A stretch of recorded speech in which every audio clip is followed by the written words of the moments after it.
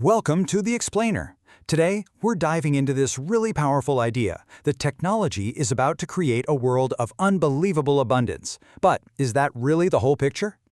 You know, it's a really appealing thought, right? And when you look around, you can see evidence for it everywhere. Just think about mobile phones. What was once this crazy luxury item became a tool for pretty much everyone on the planet in like a single generation. Computing power? It's gotten exponentially cheaper. So for a lot of stuff, this isn't some political ideology. It's just a fact. Okay, so let's really dig into this Techno-Optimist case. It's championed by some big voices, like the investor David Friedberg, and honestly, it's built on some really powerful, really compelling arguments. All right, so the argument basically rests on four key pillars. First, this idea that technology always gets cheaper and more widespread. Think about electricity or phones. Second, history shows us that big innovations have solved what seemed like world-ending crises before, like the process that literally saved humanity from mass starvation. Third, the breakthroughs we're seeing today in things like AI and fusion, this isn't just hype. The science is real. And finally, and this is a big one, technology empowers a single person to do what used to take an entire corporation. Now, this chart, this is the Techno-Optimist's star piece of evidence, and it's pretty stunning. On the left, you've got prices for things like TVs and computers, and they have just plummeted over the last 40 years. But on the right, look at that. The cost of things like housing, healthcare, and education has absolutely skyrocketed. So their argument is simple. This is no coincidence. The stuff on the left, that's what happens in a free, lightly regulated market. The stuff on the right, that's what you get when government gets bogged down in everything. I mean, it's a really persuasive case, right? It seems to explain so much.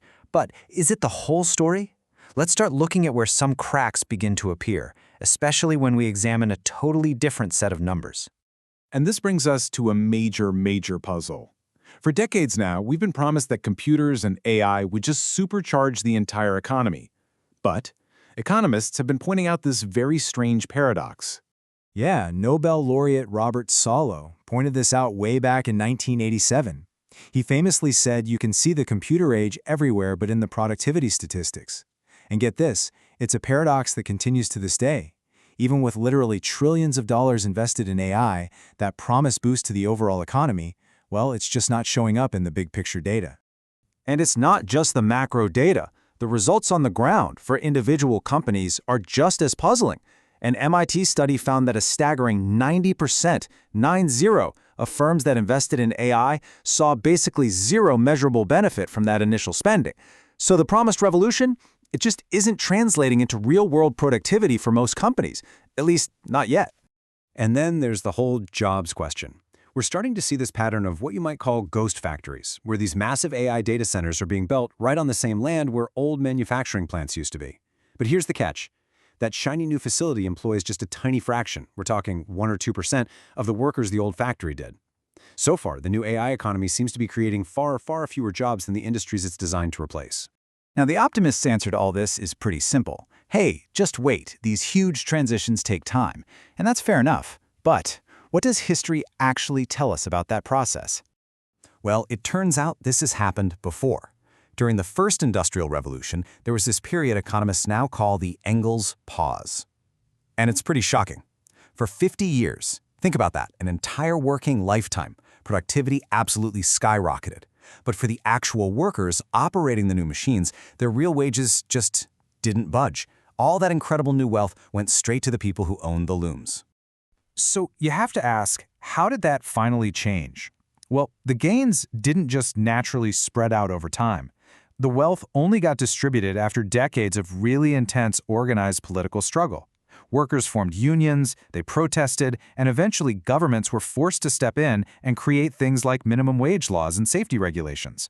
The key takeaway here is that the wealth had to be pulled down. It didn't just trickle down on its own. And this is where we see a central contradiction for the modern techno-optimist case. They often argue against the very institutions, things like unions and government regulations, that history shows us were absolutely necessary to make sure the prosperity from new technology was actually shared with everyone. Okay, so with that historical lesson in mind, let's go all the way back to that key piece of evidence from the beginning. Let's look at that divergence chart one more time. But now, let's see it through a completely new lens, one that leads to a totally different conclusion. Right. Remember this chart? The optimists say it's a slam dunk. It shows what government breaks. The things on the right, the ones with tons of regulation, saw their prices soar. Simple. But what if? What if it's showing something else entirely? So this alternative explanation has nothing to do with government regulation. It's about one thing: debt. Think about it. What do housing, healthcare, and a college education all have in common? They're the main things in our society that are financed with massive long-term credit. I mean, you can get a 30-year mortgage for a house, right? But you can't get one for a new TV. You can take out huge student loans for a degree, but you're paying for toys and software with cash. So this theory suggests that as the financial system created more and more credit over the last 40 years, all that new money flowed into these specific, financeable assets, and that's what bid up their prices. So the chart isn't tracking government failure, it's tracking where all the credit landed. And if that's true, well, this completely reframes the entire debate. It suggests the problem isn't the technology, and it might not even be government regulation. The core issue could be the very architecture of our financial system itself, the system that decides who gets access to capital in the first place, and therefore who gets to capture all the gains from innovation. And that leaves us with one final, and I think pretty provocative question.